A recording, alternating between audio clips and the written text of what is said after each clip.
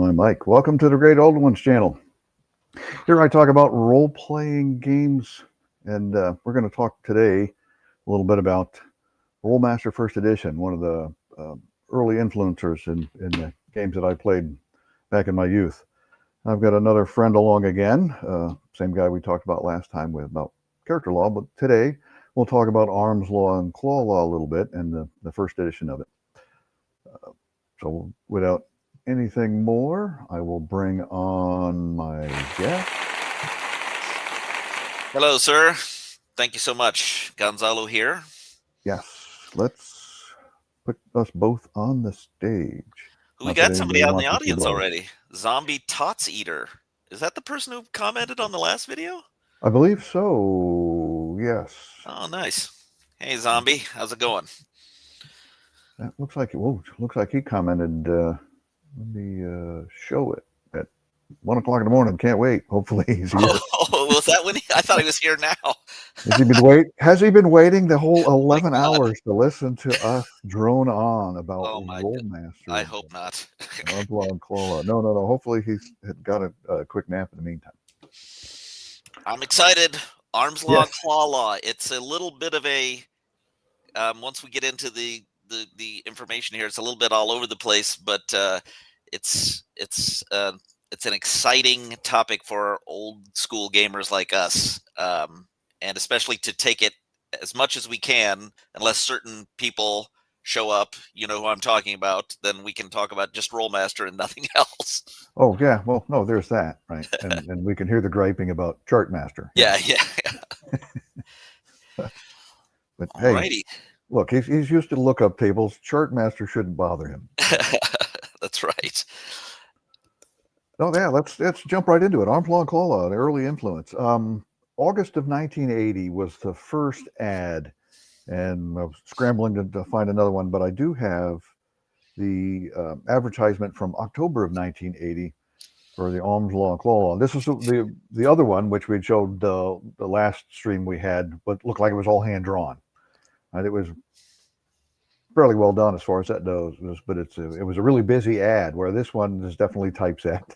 They seem to settle down a little bit in their advertisements and stuff, but it's still pushing the arms law product out as the beginning of their Rolemaster series of products. And it's definitely interested us as in our youth, because the word crunchy didn't exist back then. That's not what we were thinking, but we were looking for more detailed systems that had a lot more options, had a little more fun stuff to it, and were slightly different than what we're used to playing. And definitely Rolemaster hit the nail right on the head with that. Scratch that itch. I like the even though you can tell this is typeset, they have an interesting kind of hand, slightly cursive looking type font on here in the actual center of it. Yeah, it looks like a modified italic of some sort. But yeah. Oh, the best part about it though is if you really look at it, those are clawed hands holding up the sign. That's right. And the Iron Crown. What type demon is that? Yeah. The Iron Crown was always there was just something kind of. We probably need to look it up and ask some questions, but I think the whole reason they chose that as their logo was Lord of the Rings, was Tolkien. Yeah, Morgoth's Iron Crown to hold the Silmarils was a huge iron crown. I think that's where they largely picked it up from. A big influence in early role-playing games was definitely Tolkien. So you could hardly tell if those are supposed to be Silmarils in the crown. They probably avoided. That might have been maybe going too far into a copyright infringement to make them those, but nice large gems on your iron crown. It's badass. But Mars had, if I recall, eyeballs studding his crown, so that's a little different. Is that so? Those are also scales on those arms. Yeah, it looks like scaly arms, and you would think maybe that might be chainmail in a minute, but it goes right over his hands up to his claws and stuff. No, that's definitely scaly arms. Could be Lizard Man. Could be one of the demons of the Pale. Who knows? Your first instinct's probably good there. Demon. Tell them you saw it in Dragon Magazine, bottom right-hand corner. Dragon Magazine was good for coming out with a lot of fun gaming stuff, that's for sure. So, I mean, we covered character law last time, and we have Right. another sort of PowerPoint here to go through to cover arms law and Arms law. claw law. There we go. We'll pop arms law up for us. And we'll start off with a nice little picture. Their art is when, and we hit on this last time, it was some of the best art for role playing games. This sets the stage, a picture of arms, a force There's a and serious no. tone to it. Yeah. Um, that gives it this is a serious place. Arms are being created here, and they give it a slightly isometric, sort of almost a 3D kind of art style, disappearing into the distance there. For trying to remember what that term for that is in art, it is that Perspective. foreshortening, I wanted to say, or maybe not. If it's Ooh, perspective, yeah. it's a perspective. What the specific perspective? Well, And this we is need to back, bring my brother on board and have him speak to the art aspects of it, since that's his career. But yeah. But the one of the great things about stuff from this time period, and especially Rolemaster is a great example of it, is that you had people who were just a lot of times just kind of hobbyists or in college or whatever at the same time as the people that are creating the game that were the artists, and right, they weren't professional fantasy artists. They just were people just starting it out in their career often as well. hobbyists, and say, hey, I'm pretty good at this. I'm going to try and make a career out of that. Exactly. Yep. And that's a cool thing. Well, shall we get into it? Let's dive right into it. All right. The only way to go into arms law would be head first, right? Because that is one of your primary critical hits. Yeah. So we, this is Typeset with that nice font again there. Yeah.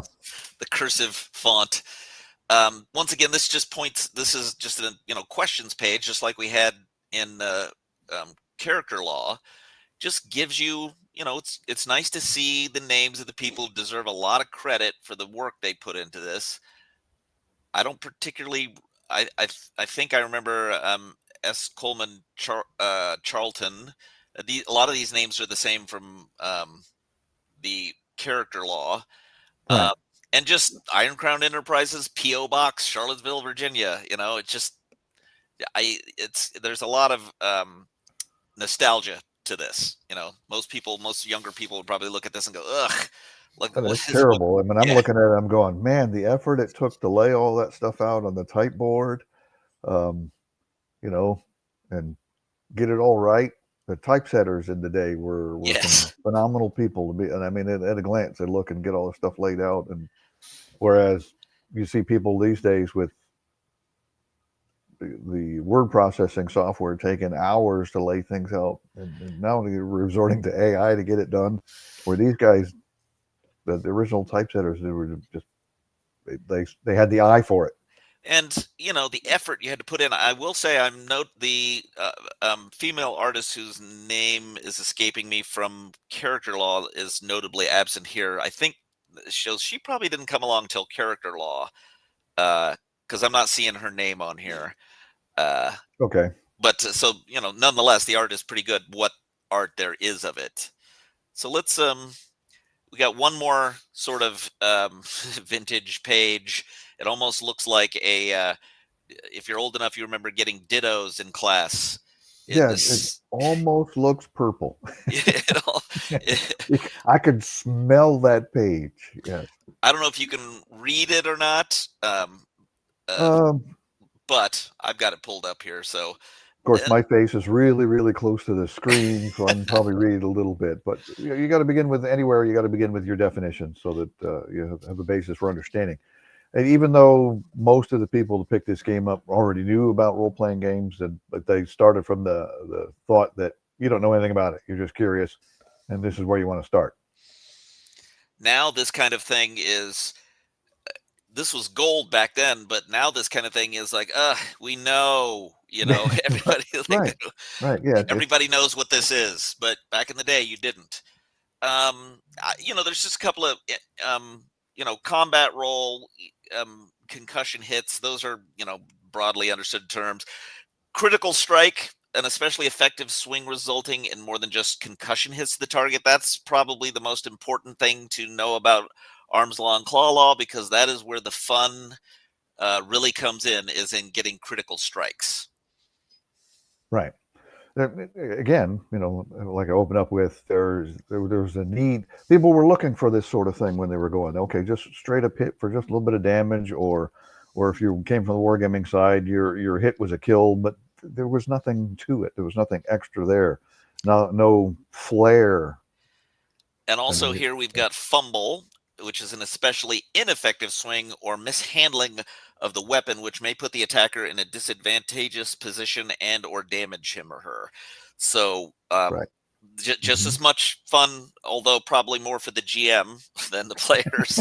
Well, depends. If my monster was the one that was fumbling, it wasn't quite so much fun, right? But and maneuver roll, net combat roll, offensive bonus and defensive bonus are well, part of those are somewhat new.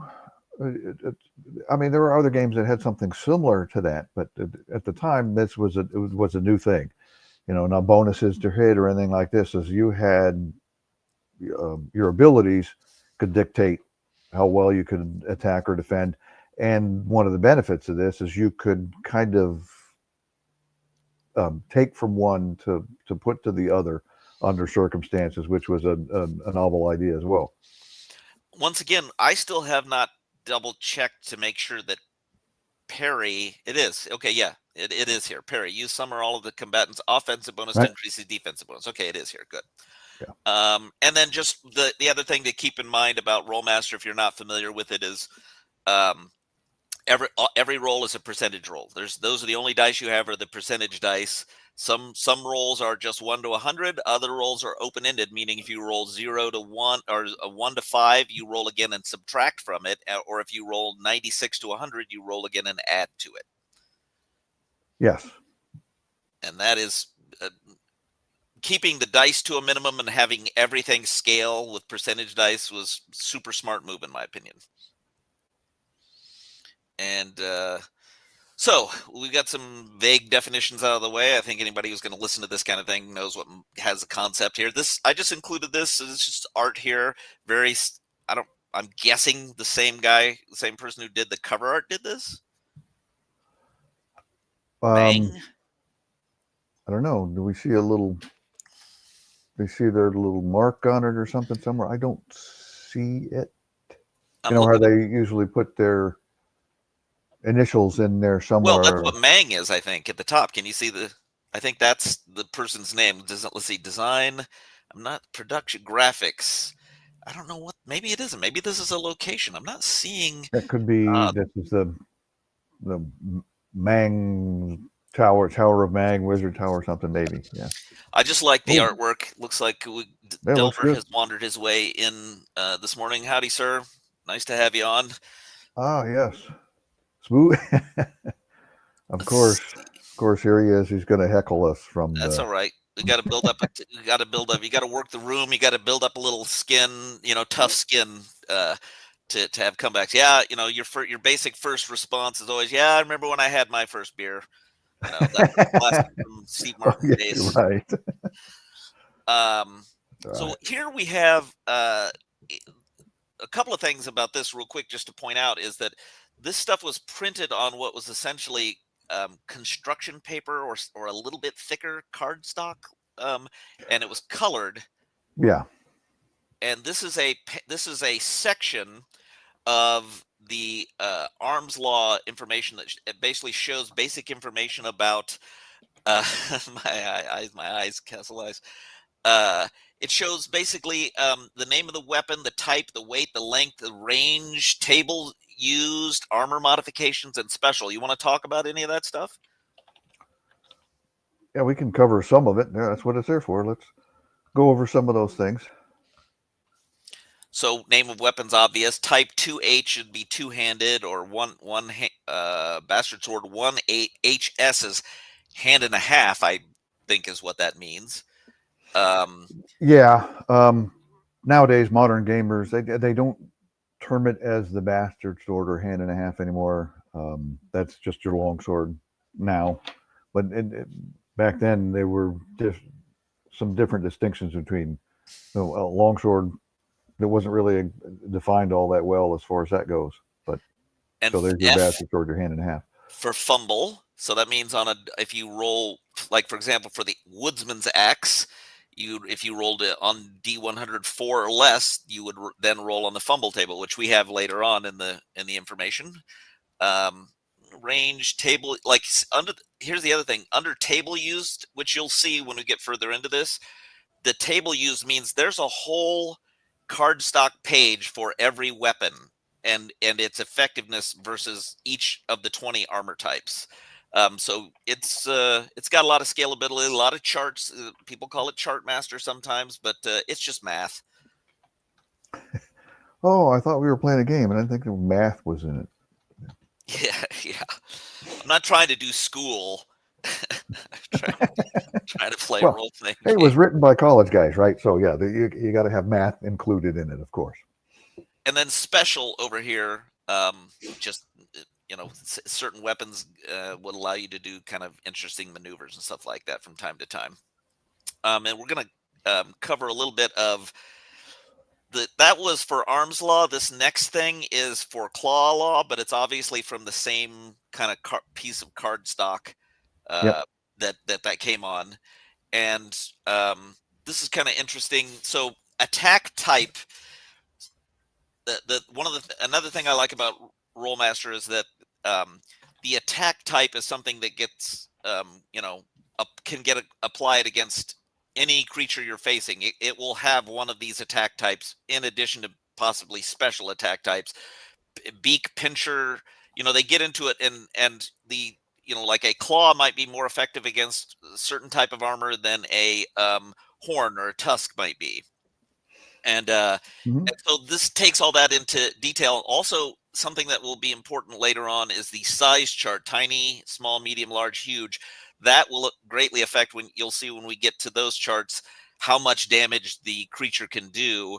And then the speed chart, which is essentially tells you how quickly. In Rolemaster, creatures have speed just like players do and can get initiative bonuses or be much faster than you in terms of its attack quickness. Any thoughts on any of this? And the size chart too, especially that one there, your DB modifier. The larger it was, the easier it was for you to be able to score a hit on it too. That's what that's.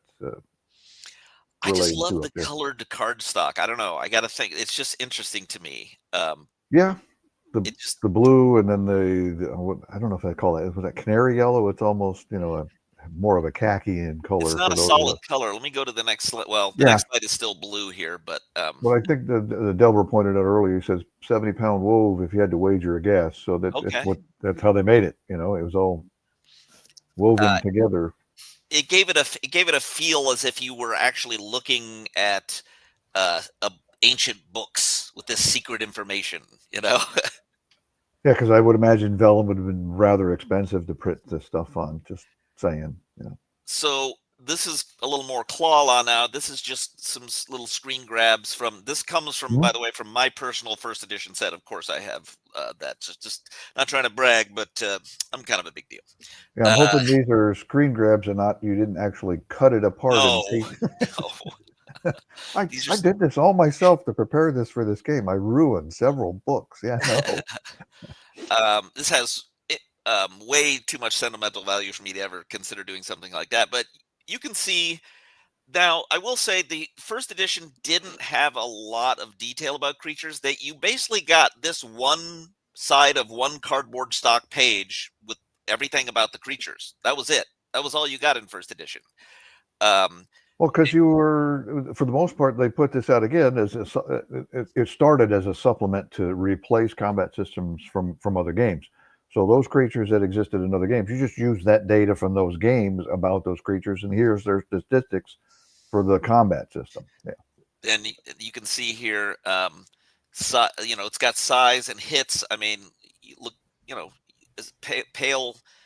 Demons of the Pale 6 demon, 250 hits, large, armor type 12, out of which is essentially like chainmail. His natural skin is like chainmail, defensive bonus is 60.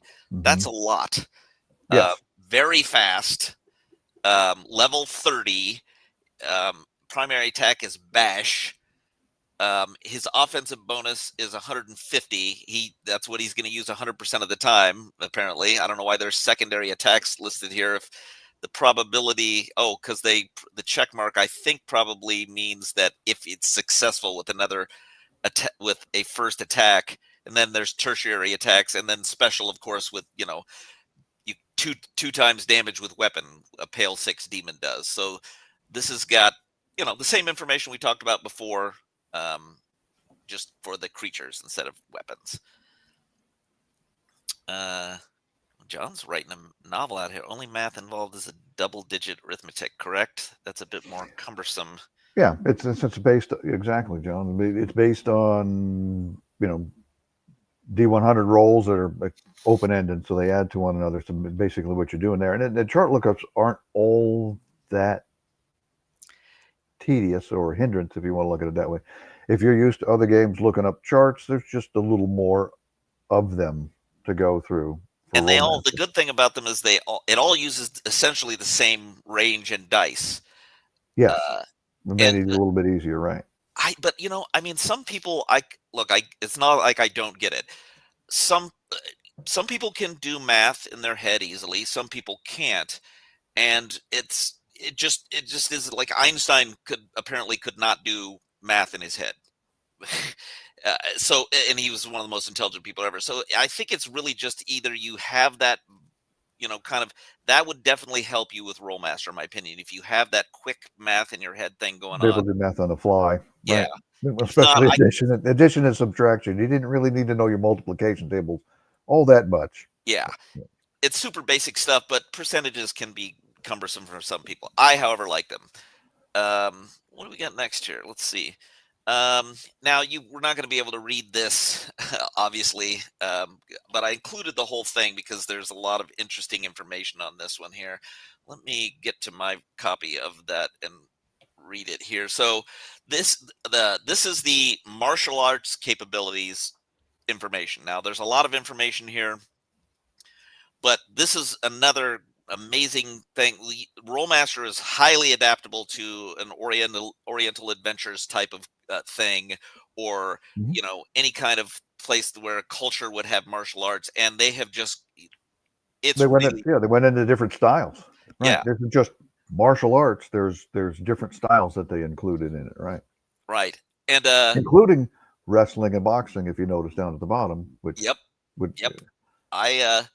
I once played a fighter that had boxing, lots of levels in boxing, and this is years ago. And he hopped off his horse. They encountered it was a djinn, and we encountered a djinn. And I hopped off my horse and marched up to this thing, ready to try to attack it because the djinn was slow playing our group, and I knew he was going to attack us eventually. So I didn't want to wait. So I just hopped down. And the GM said, "Oh, well, you didn't explicitly say you took your weapon with you. It's still on your horse." So Okay. Now you need magic. If I'm remembering correctly, you need a magic weapon to hit a djinn in Rolemaster. At least we were playing standard system at the time.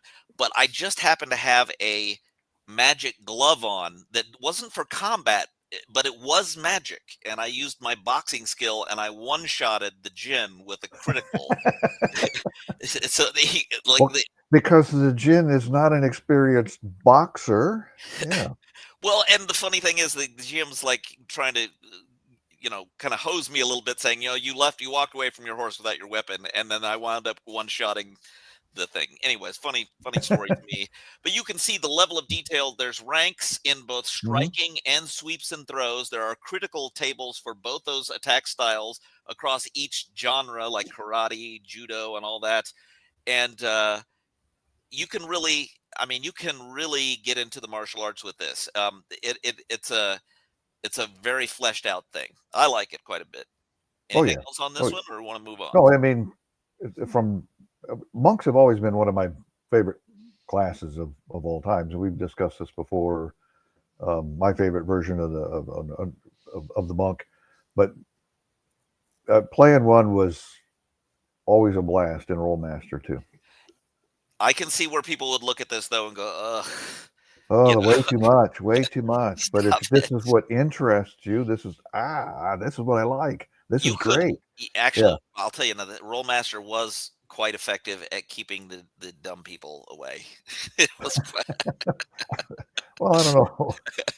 I definitely used it a couple times. Clearly not all that effective. You and I play it. So, I'm smart. Um, so once again, more. This is the. I think this is the wove that Delver was talking about. I don't know if that's maybe color because yeah, style. there's some charts more than just your hit charts and stuff like this. Then you get into critical hits and fumbles, and then bam, there's another chart and stuff to go with it. Yeah, But for me, this was some of the funnest part of the game was the entertainment value of the critical hits. I can. Can you read this, or do you want me to read some of these It's out? a little difficult to read because of the size. All right. Yeah, So I don't know if we can zoom in on one or something. I don't. If I you can do it, I am don't. I don't know how to do that. I've got it pulled up here. I can read it. So you can I am see lucky I got StreamYard started today, let alone be able to zoom in on something that's on the screen. we got it worked out. We got it. We got it taken care of. We learned Mhm. from Delver. We've seen him mess around with it, so that was helpful. Yeah. Um, so this maneuver chart, you can see it's got a number ranges along the left column, and then difficulty levels across the top, easy through absurd. So, and you can also see there's vastly negative and positive numbers here. So this is an open-ended, what's called an open-ended percentile roll. You decide you're going to try to do something. You be a player and tell me you want to try a maneuver. Give me a maneuver there, great old ones. Let's This is a see. I moving maneuver. want to jump off my moving horse to chase after the bad guy that is now running away.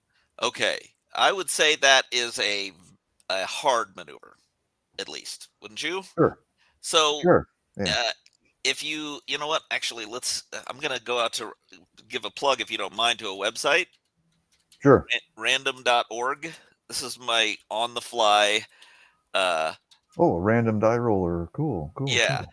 So let me roll a roll for you here. 28, and we'll say you're wearing heavy armor and you have What? no skill in it, so we're minus in 20. You don't have percentile dice sitting right here on your table like I I do. do right in front of me? I rolled a 90, I don't have 90. a camera to show Oh, anybody. um, so that would be 8 would be a on hard. Well, actually, so the result on that would be 10%. Actually, you didn't completely fail. So 10% can be interpreted in a couple of different ways. Um, how would you interpret that as the GM? well, 10% of success. You maybe you managed to get off the horse. You, but you didn't land Partially successfully success. enough to complete the maneuver that you wanted to do. You got off the horse okay, but Yeah. then now you've got to make some correctments, adjustments. You got to stand up again because you stumbled or something when you hit something like this, right? To get your 10% success. You did part of it, and now So you have to do something else to recover. Yeah, that's what and I and would interpret. Yeah, that's how we handle it some of the time, but also some of the time, if the GM would make a call that the what the person was doing is a literal pass fail. So what that sure. would mean in that case is that you roll again and you have a 10% chance of doing it successfully. And That we would, yeah, for pass fail that would work yep. well too. But I think the way I described my maneuver, there's more to it than just a pass or fail. Mhm. Yeah, I would say your maneuver is not. I just wanted to point out that that's another way to handle these. But yeah. that's the Oh, thing yeah, about these older games. There's a lot. I mean, that's just. I mean, I'd have to go through the rules more in detail. We're just doing a high level thing here, but I don't think that they really tell you how to use that percentage. They might. When we get into it deeper at some point, we can kind of take a look at it maybe here and sure. see what it says. But you can see some of the fun, like if you roll a super, like rolling on absurd, and well, absurd doesn't have anything written, but let's say hard. We'll do the hard one since we were on the hard column. If you rolled minus 200 or below. Hard is fall, break leg, plus 15 hits. You are out 9 rounds. Which would certainly make a whole lot of sense for a complete fumble of jumping off my horse to chase after the bad guy who's now running away. That's That would right. that result makes absolute sense. Yeah. Now, if you had done the absolute highest roll you can get, it would have been move inspires your allies, add 30% to friendly rolls for 4 rounds. Like, that's all rolls for 4 rounds, plus 30 to everything for 4 rounds. That's huge.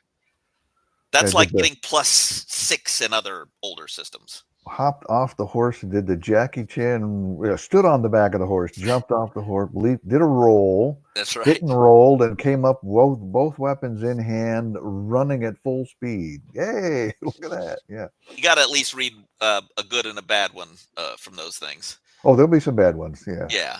So this is a little less. This basically tells you how to add penalties and bonuses.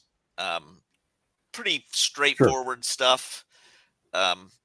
Depending on and right there, it covers a lot of your common circumstances. This is their suggestions for what your bonuses and minuses would be for for your stun foe or the on horse and using missile. Right? They give you some examples in there what their suggestions are for the changes.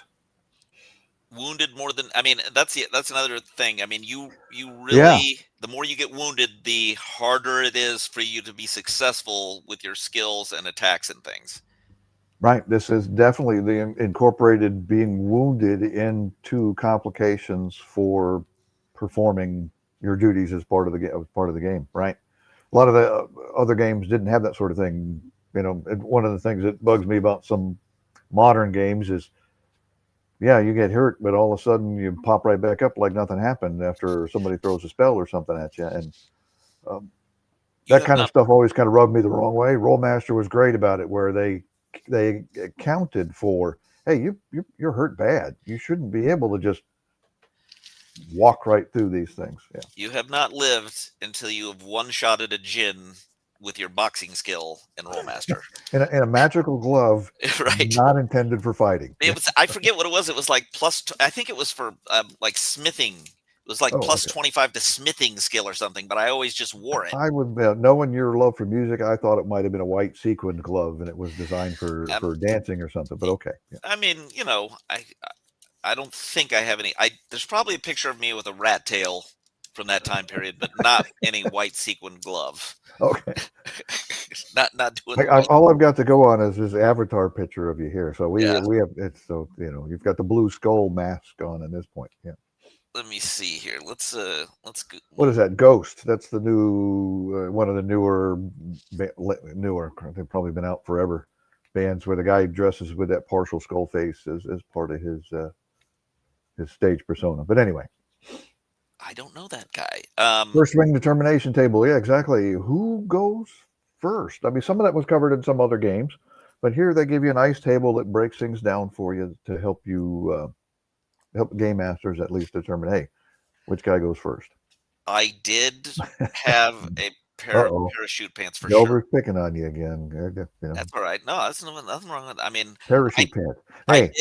I had a pair of parachute pants that I wore. I also had a knit tie that I wore, and I never went home by myself. Let me just say that. But that was decades ago.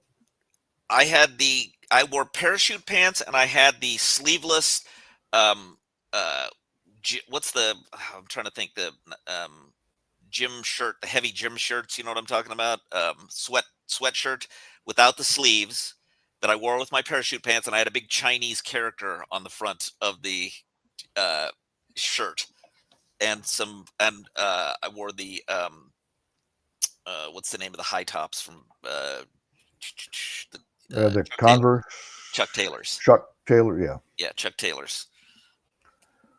So first, it's very important to swing first in Rolemaster, because if you can if you can wound or stun your opponent, you are immediately at a very good advantage.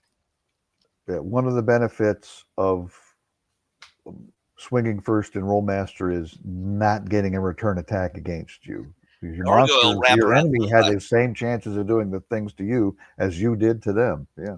Sorry, I apologize. I was talking over you there. He's Oh, no. gargoyle wraparound. I had Ray-Bans, man. Ray-Ban. What do you Yeah. think? I'm wearing aviators. I don't know what. I actually don't know what gargoyle wraparounds are. I don't know if they look like Ray-Bans or not. The gargoyle wraparounds were the Terminator. Those Oh glasses. That you want. Yeah, no, those. definitely Yeah. not. Oh, I love those glasses. They were I just a was little in the more expensive theater. than my Oakley blades were. They were True. Oakley blades, if I remember right, were like $55 when I bought my first pair. So, I mean, there's some other information here, but this is enough for you to get to. If this isn't enough to cover every situation, it's certainly enough to spark your imagination for. And Um, yeah, you've got but- some something that's there to draw basis off. It doesn't cover exactly what I want to do, but hey, there's some things that are close to it. I can extrapolate from there. Right. I can do math. This is the same thing for maneuver bonuses and penalties, like we were like the little jumping off your horse example we gave. Yep. All straightforward stuff as to why you would add or subtract things from somebody trying to do a maneuver. And what do we got? Oh, now we're coming up to some fun stuff. We're getting into the fun stuff now. This is the example that I included. This is the example weapon, broadsword. Your broadsword chart, yes. Right. So, tell me what you think. What memories does this stir up? What are your thoughts and again, feelings? like I'm saying, I'm hoping you didn't cut this apart to paste this on I there. didn't cut anything. Yeah. Right. You know, there you are. There's your damage and your little codes. If you didn't have your codes memorized, which wasn't too hard to do quickly, you didn't have an understanding what the CK meant, but you got there. One-handed. Didn't take you too long. Weight 5 to 10 pounds. Fumble 1 to 3. Broadsword's got a nice drawing of it right there. Yeah, good drawing again. Yeah. And then, so across the top here, you probably can't read this stuff if you're watching the That's channel. your armor class, your armor types there across the top. Yeah, right. 21 is no armor, 20 is full plate and helm. So you can see that it's much easier to hit you if you're wearing. Well, I guess you can't really tell that from this because it doesn't show all the way down, but it is actually much easier to hit. Well, you can see it if you go all the way over there, armor type 20 there, down at the very end of the bottom. If you can score a hit against somebody in heavy armor, you just can't do a lot of damage to them. You don't start critting people in plate mail until you get a roll of 125 or above. You start critting. I don't have the lowest crit for armor type 1, but I bet it's not too much further than in the 70s or 80s. And the way these work is you just take the roll result, intersect it with the armor type being worn, or the creature, and then let's just say 13. We'll say 142 under armor type 13, which is chainmail, is 17 EP, which would be an E class piercing crit. So you'd roll on this, and this would determine that hit. And then you would go to the next table. Go to that table, right? So, right. This is not piercing. We'll, for the sake of argument, say it was a slashing crit because that's what I included here. Wow. And once again, you've got, these are not open-ended percentage rolls. You just roll just a straight roll. This is what the effect is, right? And an E, worst you could do with an E is +3 hits damage. Best you could do with an E crit is strike to foe's groin area, +10 hits. All vitals are destroyed immediately. Foe is stunned and unable to parry for 12 rounds. And not likely to survive this one if you destroyed vitals. Yeah. I mean, it doesn't say you die, but you are stunned and unable to parry for 12 rounds, and you just got stabbed in your groin. You're gonna die. They'll kill you. Yeah, I don't care what the fight's over with. No, kill me. I'm done. Right, yeah. Unless there's no quality of life anymore. Just let me go. Unless your opponent's goal is for you to survive and suffer, do what is it from Game of Thrones? What's his name? That's essentially the area where he got struck. Arms Law 1E? From John Miller. No, Arms Law was written just to basically replace a combat system. It didn't make any difference which game you were using because there were several games out at the time this was written. RuneQuest Another example of a game from that time period. Um, so they just said this is just drop this in as a replacement for your combat systems. It didn't have any baseline for where your characters were coming Hey, from. Yeah. John, I was going to tell you, we have a live stream that we did a couple of weeks ago for Character Law for first edition. If you haven't seen it, someone interacted with us on it. I'm afraid I just don't remember their name right now. So if that was you, I apologize. But if you have not watched that one, we cover Character Law, um, and it goes into the character Oh, yeah. classes that were made to work with this system. Yeah, well, I mean, Dungeon Delver is absolutely correct. You do aim at the market leader, sure, but they designed it flexible enough that it could drop into any game system. Yeah. That's interesting. So the damage scored per attack I mean, would not coming up. work equally with all systems. I mean, the GMs in that day had to fly by the seat of their pants, and there was a lot of, you had to. This is if anyone has trouble speaking or speaking in public or anything like that, being a GM or thinking on their feet, being a GM back in the 70s would definitely help you build those kinds of skills up. Yeah, because you got to interact with people. You got to be able to make a decision, stick by it, and Players will not be tune on. browbeaten down by the rules lawyer at your table. Just say, no, this is my ruling as at present. Um, the just maybe to answer John's question, yes, maybe it would not work equally with all systems, but it was simple enough, I think, that you could adapt it to other systems. Yeah, I guess hit points was what they had in mind when they were creating it. You know, your hits. They didn't call it hit points; they just called it hits. And that was what they had in mind. But if I can recall, I don't know too many systems back then that didn't have that sort of thing. Some were wounds, like Traveler had wounds, as opposed to you can only sustain a certain number of wounds. But that was everybody, regardless of what your level was or anything like that. So every group should have a rules lawyer in the group, and in my opinion, the rules lawyer should never be the GM. The GM should be someone who knows the rules pretty well.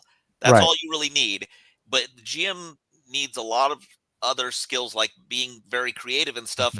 And I've just me personally, I've not found people that are extreme rules lawyers to make the best GMs. I'm not saying they can't do it; they absolutely can, and they can do well at it. But that's not the defining characteristic of a good GM, in my opinion.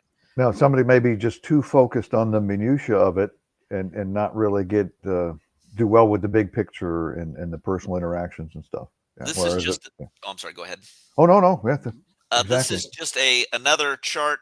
And this is how Ah, Rolemaster handled large creatures. You can see along the top there, it's got normal, which is normal weapons, magic weapons, mithril weapons, holy arms, and slaying weapons. So that is how you would handle if you got a crit against a large creature. And you can see here, like +5 hits under like slaying. I'll read like each one. So let's see. The first one is normal. The best one for normal is extremely hard but flat swing, +35 hits. Foe is stunned and unable to parry for 3 rounds. Unfortunately, you knock yourself out. That's an odd. Well, with a normal weapon, I guess it kind of makes sense. You're fighting some super large creature, and you've got a weird roll. Sometimes stuff happens. But the best one is blind foe with precision strike. This is slaying across eyes, +6 hits. Foe is stunned and unable to parry for 24 rounds. That'll win a combat for you. yes, knocking yourself out on a critical hit might not be so good. No, definitely not a solo game. Yeah. No, not in the least. And Oh then yes, here's the one you were looking forward to. Can you read this, or do you the want me to? fumble. No, it's difficult to read. So we can announce a few off, but I guess the 66 line came out. I guess they revised this for later editions and put in the die roll 66 for fumbles all the way across. Yeah. it's not the 60. Well, what he's talking about is in some editions and some charts, the roll of 66 would have very unusual results, and it would usually be something that was both good and bad. If you were rolling on a good chart for you, it would include something that was a little backhanded bad. If you were rolling on a bad chart for you, it would include a little saving grace or something like that. And worded to be entertaining. Yes. Yeah. Absolutely. Sometimes hilarious. Yeah. Let's see what we got here for hand arms. Let's read a couple of these hand arms. 100 fumble, bad taste and poor execution. You attempt to maim yourself. Roll the D critical table slashes on yourself. Great. Yeah. Spear and pole arms. You break your weapon and are stunned and not able to parry for 6 rounds. And then let's see, thrown arms, but bows. Poor judgment. You let arrow fly and lose an ear. +5 hits. You take 2 hits per round. So fun stuff here. We got some more people in here. Looks like we got. Yeah, we got some other ones making some comments in here. Yeah. Hit points was common with AD and Rune Quest, but AD characters had fewer hit points at lower levels than a Rune Quest, more at higher levels. Yes. So if you were clever enough, you could maybe make some adjustments to those. There's nothing like seeing the look on a player's face when they get really just effed in the A with one of these crits. Oh yeah, here. This Rob Cockulus's comment here. I had a copy of the Crit and Fumble tables for almost 40 years now. Never used them for AD&D, but I love reading them. Yes. I got a piece Some of of these rock things are candy, just, but hilarious. It's not for eating. It's just for looking through. Yeah, just for looking through. No, they are fun. They are fun. They put some thought into making some of these things definitely pretty fun.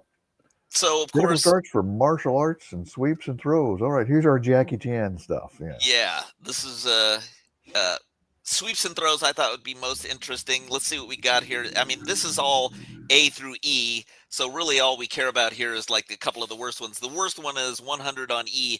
Using but half the round, you use a rolling throw to send foe against nearest hard surface. Foe dies, you are up, press on. I would interpret that to mean you killed him and you now get another attack, is how I would interpret press on. Others might not, but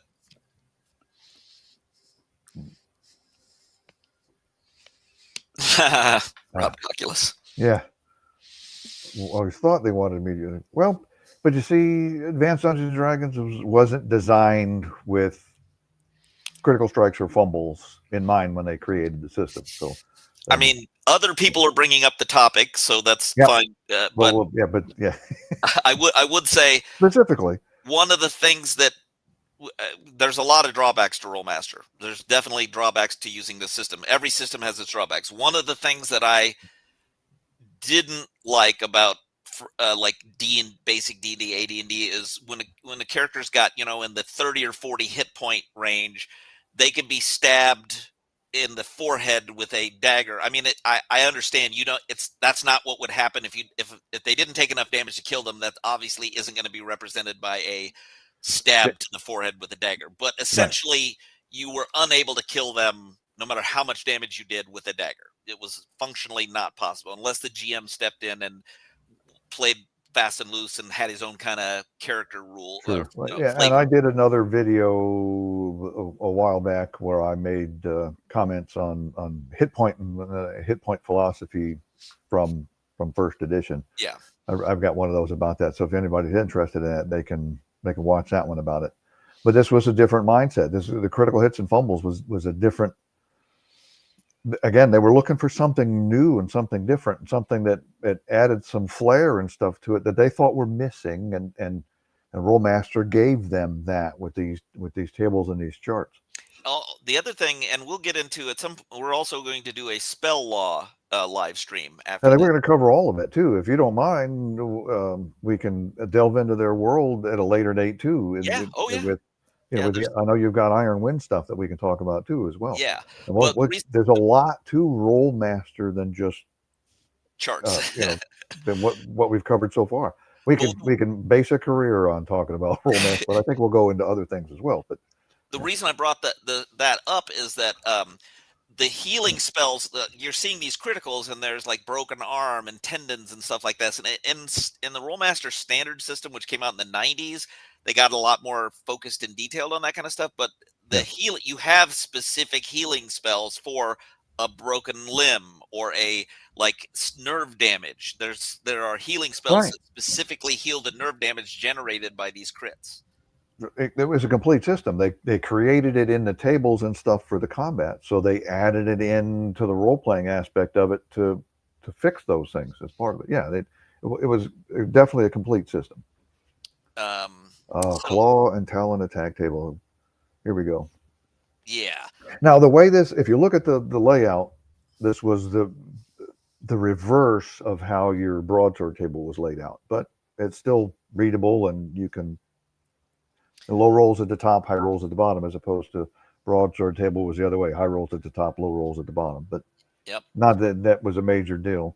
That right there at a glance told you that was a different table to use. Well, and the way you would interpret this the same way. You've got armor types 1 through 20, and then roll values, and you can see that the cross lines are maximum results for each size of creature. So max for small attacks, medium attacks, large attacks, huge attacks. So if a small creature attacks you and rolls 100, maxes out, they still can only get up to the line for Mm-hmm. small attacks. But Rollmaster being Rollmaster, one of the things, kind of, how you have culture around the table, and you have little phrases that people like to say over time. Oh, it's just a tiny crit. Don't worry, it's just a tiny crit. You'll be fine. Yeah, but we just noticed the tiny crits can be terrible too. Right? Yeah. Oh crap! Um, That ferret that you were just fighting, yes, his teeth aren't very long, but he managed to get inside your armor. Yeah. yep. So that's pretty self-explanatory. But and then this is basically just art that I like from Claw Law. Yep. It's just there's a Some grittiness, or foreshadowing of a creature there hiding in that arch to come after you. it's very smart. Like someone who, what I will say is this looks like the same guy who did the cover. Crit tables are all fun games until the tables are turned on the players. So to speak. Well, um, but part of the old school gaming philosophy back at the time when this stuff was released, but that's the way the game went. Stuff that you did to the monsters could do to you, and you accepted that. You know. Yeah. Oh man, that was no fun. I spent a whole lot of time on this character. Man, I got to roll up another one because he got eaten. But that made for great stories for later on down the line. You know, you see some friends at a high school reunion. Remember we were playing this, and then this happened, and that guy bit this thing, and Yeah. bam, great stories come out of that kind of thing. These Rollmaster does generate very memorable. I mean, just the story I told about one-shotting the Jinn with a magic glove that was not for combat. I got a million of those and you're going to hit them all. So, Yeah, but this artwork, something I just noticed that like it definitely has that thing that like there were old school artists that they had their technical limitations about what they could do with their art, right? That they were still very good, but the difference between one of these, people that were on the periphery who just said, "Well, I'll just try to do the art," to me is always, did they know their limitations? And I think this guy who did the art in this, he's got a certain perspective that he's very good at, and he doesn't try to push beyond that. And so he's got a high level of quality on the artwork here, but he sticks to what he knows he's good at, and sure. it has a certain feel. I like the idea of having one artist for everything, if you can do it, just because it gives it a common feel. Sure, I could see that. I do like variety art, and I do like games that give amateur artists, new artists or something, a shot at it. Hey, showcase some new art or some amateur art or something to get some exposure, especially if it just looks good. It looks fun. Well, so that's all I've got for the slides. We've got some Yeah. people here. Does anybody have a question they want to ask Yeah, us? we've had a few questions come through. Excellent. Yeah. But we'll definitely take some more questions as we go on. Let's see. Can we scroll back and cover anything more? As far as we'll go back to this hit point question here. Common in both AD and RuneQuest, but AD characters said fewer hit points at low levels in RuneQuest and more at higher levels. Arms Law would play different depending on using AD into one of your RuneQuest. Right. So play Rolemaster and eliminate that problem. By the way, I do have first, second, and third edition RuneQuest, all original stuff. Oh, Uh, cool. but we can, if you ever want to talk about that, we can talk about it. The thing I like the system. I've freaking hated their world content. I just hated it with a passion. I just the talk, the ducks. Just I was like, nope. The, Well, that's just me. Rolemaster, and we'll get to there eventually. Rolemaster, the Iron Wind was their first opening one, and they came up with their own world and stuff, and eventually it changed, and it became Shadow World. They created their own entire world system in the Shadow World, and they even put where Shadow World was in their Space Master maps. You could go to it. It was a Really? forbidden world to get to, and the Space Master. So yeah, because they were all compatible and stuff together. It was pretty neat. You look at a Space Master map, and where Shadow World was located there, and it was a forbidden place to go to as far as the Imperium rules went. It looks like one more person came in, so we're taking questions. But while we're waiting for another question, Great Old Ones, you have not given a story yet, a crit story from playing Rolemaster. I'm sure you've got one. Oh, gee, a crit. No, the most entertaining things I've done was fumble. Well, those are good. Those are Yeah, everybody enjoys a good fumble story. and again, the my favorite character in role playing games, and although I did not like the Oriental Adventures, didn't really like that much, but my favorite character in Rolemaster was playing a monk, and monk was a whole lot of fun, and I interesting concept trying to figure out how did I fumble my fists or my feet, but it happened a few times, tripping, falling over, and then I would proceed to get stomped by the one that I can remember was a dinosaur. And why we got the idea to run up and fight a big dinosaur, I have no idea. But we were kids, right? So hey, oh, there's a dinosaur. Let's go beat on it.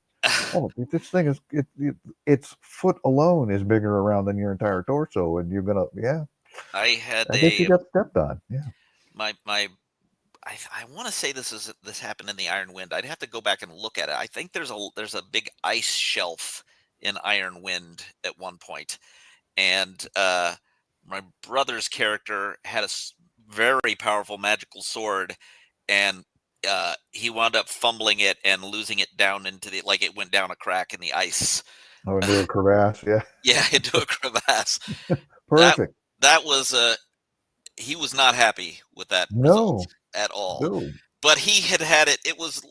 He shouldn't have had it in the first place. You know, when you're young, people get ridiculously overpowered shit, and he Yeah, should and never have had it. And that was my way of saying, "Yeah, we're just going to get rid of that," because he fumbled it. So let's see.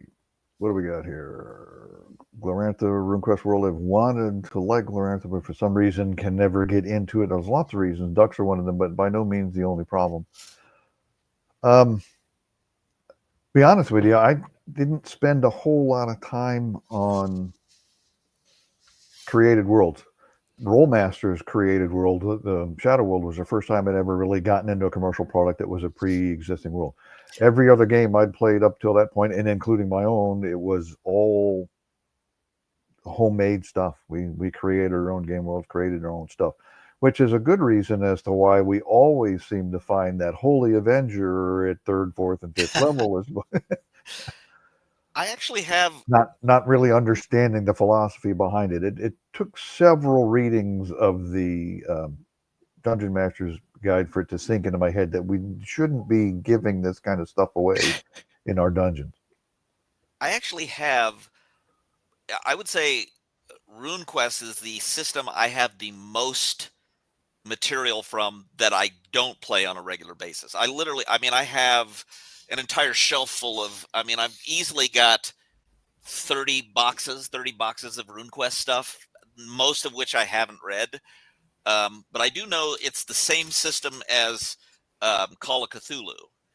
The system is good. It's very similar to Rolemaster. It doesn't have the crits and all that, but the dice rolling is all percentile dice, if I remember correctly. Well, that was one thing to make it a little bit easier. You only needed a set of percentile dice to run through and play, Rolemaster to make it simpler. I just like all the different polyhedral dice. So if I'm going to play a game I prefer, it'll be one that incorporates all of those. But if I'm going to be playing Rolemaster, I would be happy playing Rolemaster. I like the system. RuneQuest is a simplified version of Rolemaster, I would say. Even though I think it may have been around first, it's a simpler version of Rolemaster. Looks like John here has a couple more.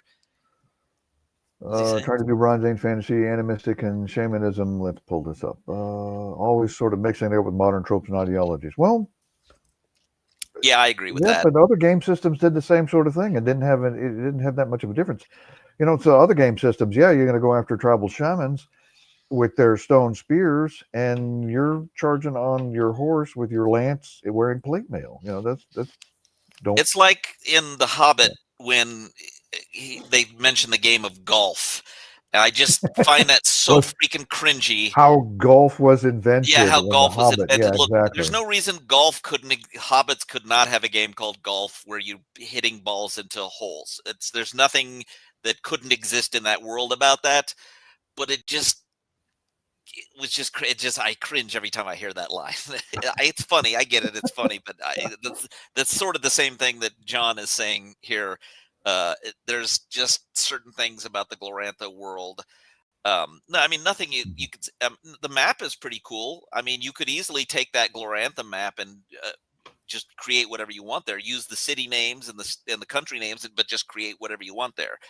I do love maps. Do love lots of maps, and I spend a lot of time buying lots of maps. And one of my videos is about my Judges Guild collection, which is a lot of maps. Their campaign cartographer system was great. We're going to do so many live streams. I have so much of that stuff too, maps, and I have Judges Guild stuff, and we got so much content we can work on. Hopefully, we've been getting a few people, in here onto these live streams, so hopefully people will comment and it's generated some interest. We definitely got people asking. I also like that Tom Bombadil was cut from the film. Why do you hate? Why do you hate fun, Gonzalo? Here we go. No, I don't like that Tom Bombadil was cut from the film. No. I understand it, but I don't like it. And the reason I hate fun is because you touch yourself at night, Delver. Okay. Ooh. It was nice knowing you there, Gonzalo. I know. He's going to kill Paul. Yeah, that's it. Game over. You're done. Yeah. Roll a save. What do I need to roll? 3d6.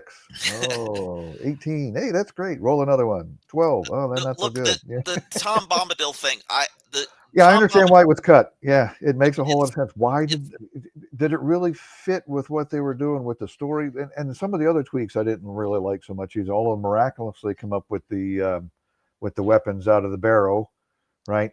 The scouring of the Shire not being there was much more egregious. Yes, story, that was much more egregious than cutting out Tom Bombadil. But. Yeah. Robococulus 1. He seems to know. Robococulus 1 is RuneQuest starter box turned me off to RuneQuest because of the pre-gen PCs, but doesn't get the third-gen process included. Big fail. I'm not familiar with it. Maybe we need to. I'll get some copies of RuneQuest and look over it, and maybe we can talk about that sometime. So Robococulus said Bill. Does he know Delver? Has he watched Delver's channel? Oh well, but Bill is making comments. I don't know. But yeah, he must know Bill. Yeah. Because the Dungeon Delver does not say Bill in there anywhere. They turn Faramir into a psychopath. Faramir, not necessarily a psychopath so much as what's the word for the snowflakes? No, it's not exactly that. Not as strong a character in the films as you read in the books. See, Faramir was a different person. Faramir was every bit as as worthy a person as Boromir was But in the book. once again, I do Yeah. get it because I have watched all 45 million extra hours of the extended stuff, and their reasoning was that there's no character arc for him if he just immediately uh, is able to resist the ring like he does in the books, and it takes away from the power of the ring.